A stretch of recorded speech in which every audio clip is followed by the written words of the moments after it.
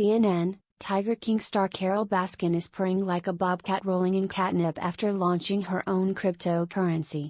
Baskin's new digital currency, called Dollar Cat, allows fans to buy merchandise or online experiences from Baskin's Big Cat Rescue Animal Sanctuary in Tampa, Florida, starting at $5.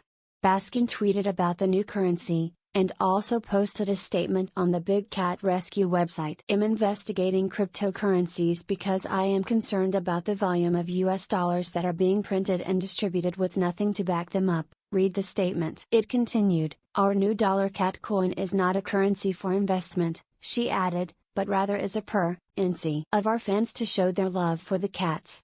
Big Cat Rescue says it will also launch non-fungible tokens in 2 weeks, and future plans include a Big Cat metaverse for virtual visits with the cats. Baskin and her sanctuary were chronicled in the Netflix documentary Tiger King.